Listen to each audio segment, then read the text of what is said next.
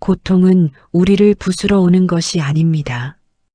깨어나라고, 당신 안의 빛을 발견하라고 속삭이는 자비로운 편지입니다. 오늘 이 이야기가 당신의 마음에 작은 위로가 되기를 바랍니다. 여기 오신 모든 분들, 부처님의 가피가 늘 함께 하기를 기도합니다. 어느 마을에 한 사람이 살았습니다. 그는 매일 같은 질문을 안고 살았습니다. 왜 나는 이렇게 고통스러운가? 가난도, 병도, 외로움도 그를 괴롭혔지만 가장 큰 고통은 그 의미를 알 수 없다는 것이었습니다. 어느 날 그는 산속 암자를 찾아갔습니다. 문을 두드리자 한 노승이 나타났습니다. 그는 눈물을 흘리며 물었습니다. 스님, 저는 왜 이렇게 아픈 삶을 살아야 합니까? 제가 무슨 죄를 지었습니까? 노승은 조용히 미소 지으며 말했습니다. 고통은 벌이 아니네. 그것은 편지일 뿐이야. 편지요? 그렇다네. 지금 깨어나라는 자비로운 편지지. 노승은 그를 암자 안으로 들였습니다. 벽에는 천수천한 관세음보살의 그림이 걸려 있었습니다. 1000개의 손과 1000개의 눈을 가진 보살의 모습이었습니다. 저 보살님을 보게나. 1000개의 눈이 보이는가? 예, 보입니다. 저 눈들은 무엇을 보고 있을까? 그가 대답하지 못하자 노승이 말을 이었습니다. 세상 모든 존재의 고통을 보고 계시지. 지금 이 순간에도 누군가는 배고픔에 울고, 누군가는 병으로 신음하고, 누군가는 사랑하는 이를 잃고 슬퍼하네. 보살님의 1000개 눈은 그 모든 아픔을 놓치지 않고 바라보고 계신다네. 그는 다시 물었습니다. 그렇다면 왜 보살님은 그 고통을 없애주지 않으십니까? 노승은 차를 따르며 천천히 말했습니다. 부처님께서는 이렇게 말씀하셨지. 고통은 깨달음으로 가는 문이다라고. 만약 고통이 없다면 우리는 결코 깨어날 수 없을 것이네. 연꽃이 진흙 속에서 피어나듯 깨달음은 고통 속에서 피어나는 것이야. 그날 밤 그는 암자에 머물렀습니다. 잠들기 전 노승이 이야기를 들려주었습니다. 옛날 한 여인이 있었네. 그녀는 7명의 자식을 키우며 살았지. 너무 가난해서 하루 한 끼도 제대로 먹지 못했고 남편은 일찍 세상을 떠났지. 매일 밤 그녀는 눈물로 베갯니들 적시며 기도했네. 관세음보살님, 제발 저를 도와주소서라고. 그런데 어느 날 이상한 일이 일어났네.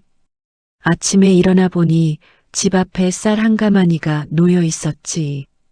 그 다음 날은 이웃 할머니가 아이들 옷을 가져다 주었네. 또 그 다음 날은 마을 약방 주인이 찾아와 큰아들의 병을 무료로 고쳐주었지. 그녀는 깨달았네. 관세음보살님의 1000개의 손은 특별한 기적으로 나타나는 것이 아니라 우리 주변 사람들의 손을 통해 움직인다는 것을 말이야. 그는 조용히 물었습니다. 그럼 저도 누군가의 손이 될 수 있습니까? 그렇고 말고. 자네가 누군가에게 친절한 말 한마디를 건넬 때 자네의 손은 관세음보살님의 1000개 손 중 하나가 되는 것이네. 다음 날 아침 그들은 함께 산책을 나갔습니다. 길을 걷다가 한 그루의 나무를 만났습니다.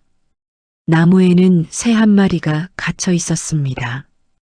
누군가 쳐놓은 그물에 걸린 것이었습니다. 노승이 물었습니다. 저 새를 보게나. 무엇이 저 새를 가두고 있나? 그물입니다. 그렇지. 그런데 사람들은 눈에 보이는 그물에만 갇혀 있지 않네. 보이지 않는 그물에도 갇혀 있지. 노승은 새를 조심스럽게 풀어주며 말을 이었습니다. 분노의 그물, 집착의 그물, 두려움의 그물, 욕심의 그물. 이 모든 것이 우리 마음이 만들어낸 그림자일 뿐이네. 부처님께서는 말씀하셨지. 마음이 곧 부처요. 마음이 곧 중생이다라고. 그는 고개를 갸우뚱했습니다. 제 고통도 제 마음이 만든 것입니까? 고통 그 자체는 실제하네. 하지만 그 고통을 어떻게 받아들이는가는 자네의 마음이 결정하지. 같은 비를 맞아도 어떤 사람은 저주하고 어떤 사람은 감사하네. 비는 같은데 마음이 다른 것이지. 며칠 후 한 사람이 암자를 찾아왔습니다. 그의 얼굴에는 깊은 원한이 서려 있었습니다. 스님, 저는 용서할 수가 없습니다. 제 사업 동업자가 저를 배신했습니다. 제 돈을 모두 가지고 달아났습니다. 저는 그를 평생 미워할 것입니다.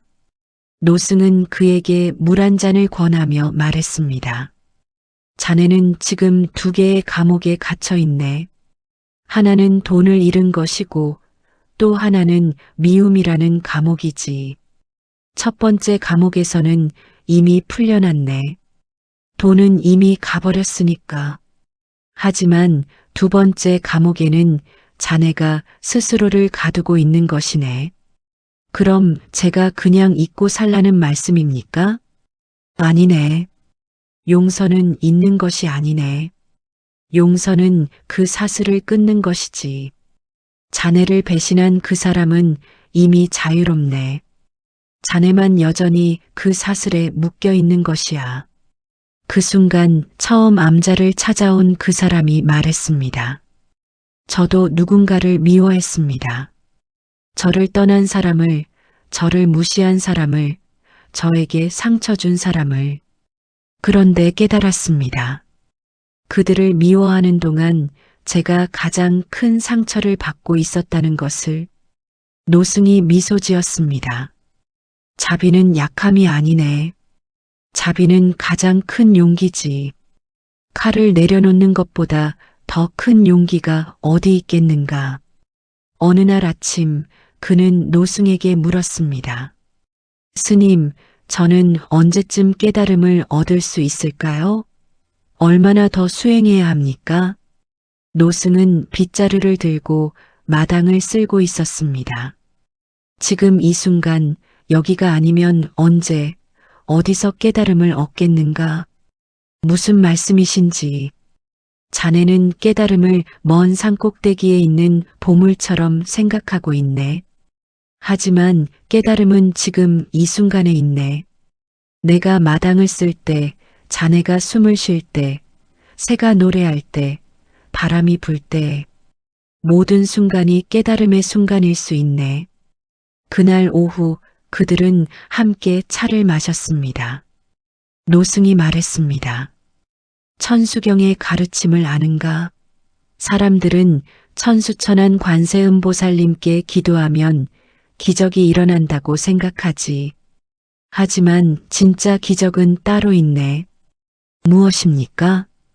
지금 이 순간 고통을 알아차리는 것, 그리고 자비를 선택하는 것. 그것이 진짜 기적이네. 누군가 자네에게 화를 낼 때 화로 맞받아치지 않고 이해하려 노력하는 것. 그것이 기적이야. 고통스러울 때 그 고통을 저주하지 않고 아, 내가 지금 아프구나라고 알아차리는 것. 그것이 기적이지. 몇 달 후 그는 산을 내려갈 준비를 했습니다.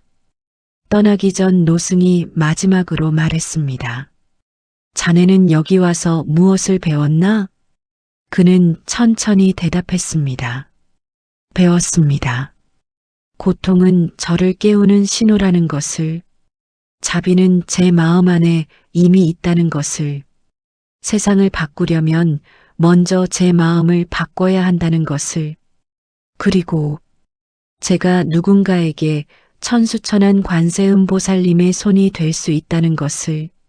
노승이 고개를 끄덕였습니다. 그것으로 충분하네. 이제 돌아가게. 그리고 기억하게. 자네가 걷는 모든 길이 수행의 길이고 자네가 만나는 모든 사람이 자네의 스승이며 자네가 겪는 모든 순간이 깨달음의 기회라는 것을. 그는 절을 하고 산을 내려갔습니다. 마을로 돌아가는 길, 그는 걸음걸음마다 숨을 깊이 들이쉬었습니다. 예전에는 그저 걷기만 했던 그 길이 이제는 수행의 길로 느껴졌습니다. 마을에 도착하자 한 아이가 길에서 울고 있었습니다. 예전에 그라면 그냥 지나쳤을 것입니다. 하지만 이제는 달랐습니다. 그는 아이에게 다가가 물었습니다. 왜 우니? 길을 잃어버렸어요. 그는 아이의 손을 잡고 집을 찾아주었습니다. 그 순간 그는 알았습니다. 지금 자신의 손이 관세음보살님의 1000개 손 중 하나가 되었다는 것을. 그리고 아이의 눈물을 닦아줄 때 자신의 마음속 고통도 함께 치유되고 있다는 것을. 그날 밤 그는 작은 기도를 올렸습니다. 오늘 하루 제가 만난 모든 이들이 행복하기를. 제가 건넨 말 한마디가 누군가에게 위로가 되기를. 그리고 내일도 모레도 제가 이 마음을 잊지 않기를. 관세음보살님의 1000개의 눈은 오늘도 세상의 모든 고통을 바라보고 있습니다. 그리고 1000개의 손은 우리 모두를 통해 움직이고 있습니다. 당신의 손도 나의 손도 모두가 그 1000개의 손 중 하나입니다. 세상을 바꾸고 싶으십니까? 그렇다면 먼저 당신의 마음을 밝히십시오. 이 순간의 작은 자비가 당신 자신과 이 세상을 함께 치유할 것입니다.